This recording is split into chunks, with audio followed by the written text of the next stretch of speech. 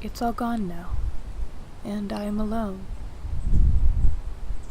I touched the body of the previous owner. I knew that for certain after I touched them, because the entire room fell away, and the world stopped glitching around me. I saw images of the cabin being built. I was building it. I was them. I saw rituals that came in only half clear, an attempt to charm the place into a space outside of time. A bloody bear's pelt on the floor, crushed feathers of a bird, so mutilated it was impossible to tell exactly what it was.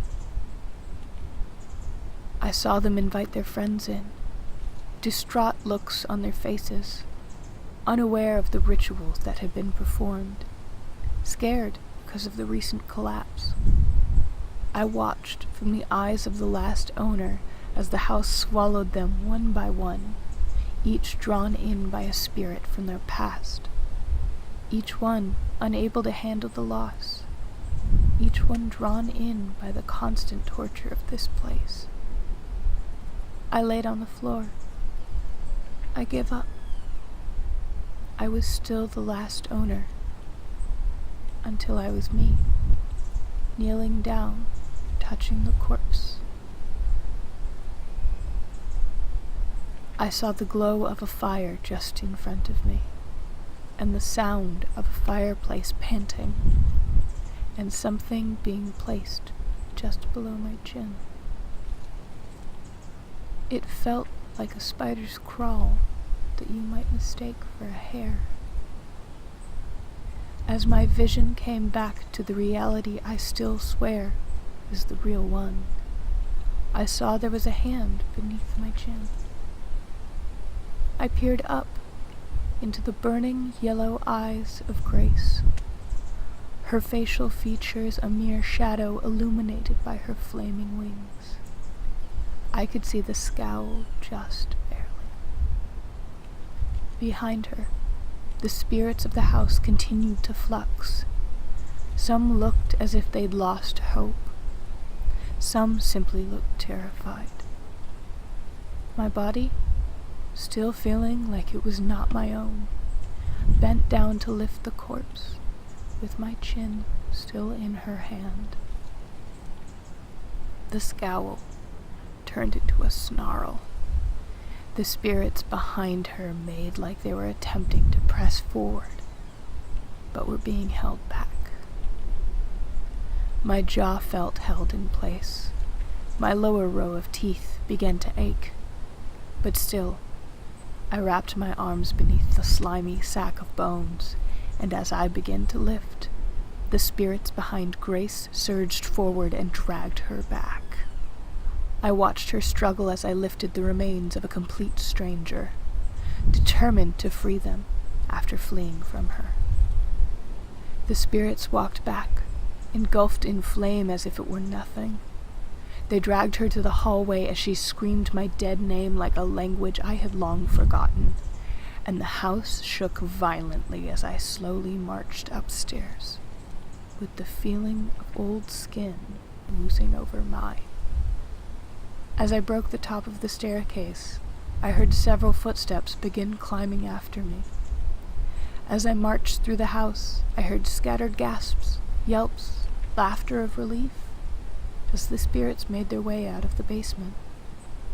I made my way out of the thorn brush, and the spirits ran past me into the woods as if a door they had never known was there had finally opened. It felt as if I were naked, and a strong wind filled with dandelion seeds that were being pulled over my skin. Their shouts faded into the distance, and the sound of birdsong became cacophonous.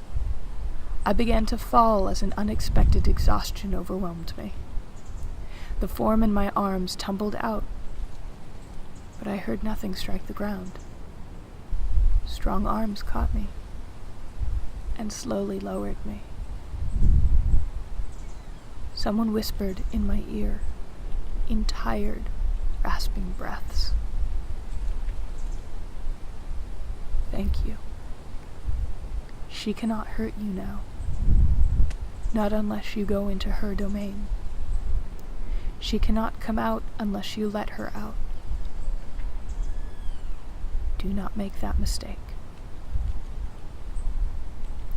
Sleep came suddenly and easily. I woke up what seemed like minutes later, laying in the sun, feeling rested. I breathed in and took in the birdsong around me. It was much calmer now.